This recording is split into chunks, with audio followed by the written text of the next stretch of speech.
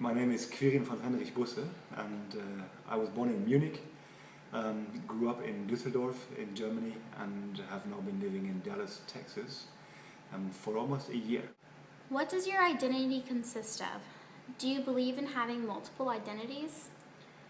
I wished I didn't, and normally I wouldn't say that I believe in that, but I think the more you move around and the more you find yourself in different cultures and amongst different groups of people, the more you automatically develop different identities. What does your identity consist of? My identity, well, first of all, consists of where I was born, which is in Germany. I grew up in a village in Germany. I now live in a big city in the States. But obviously my identity was also shaped by my family. It was very much shaped by my friends.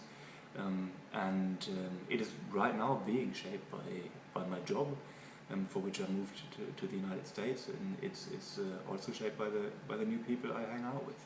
So if someone were to ask you on the street, are you American, or would you say yes, or would you say you're German?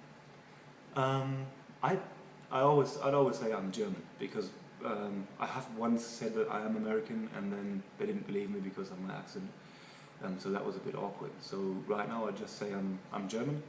Great. How does your community contribute to your identity? But right now, I mean, I spend a lot of time at work, and at work I am surrounded by people from all over the world, really.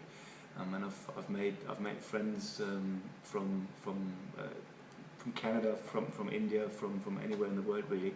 Obviously many Americans as well.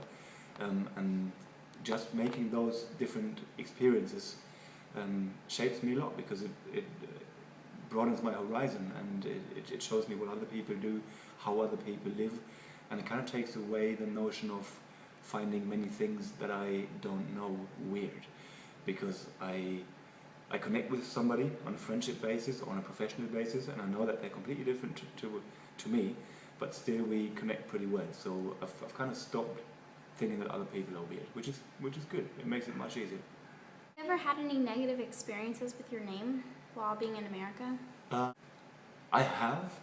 For example, in fast food restaurants, where they take down your name and then call it afterwards, they either can't pronounce it, or they mess up the spelling because it is spelled with a Q, and that's actually led me to sometimes just saying Kirin, like the Japanese beer, K-I-R-I-N, even though that's not the way it's spelled, but I've kind of lost my pride, at least concerning that, and it just makes it easier.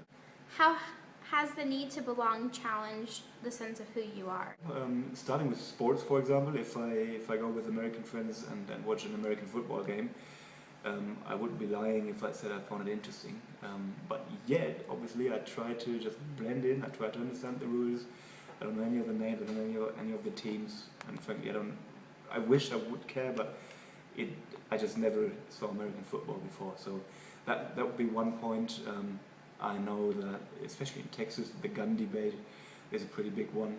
So I feel like sometimes I shouldn't make my point about being against guns as strongly as I would make it if I was speaking to somebody in Northern Europe or in.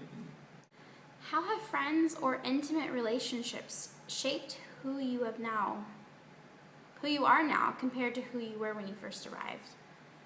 I don't think I changed much. 2 weeks ago, a bunch of my friends from Germany were over here and reassured me that I'm still the same guy.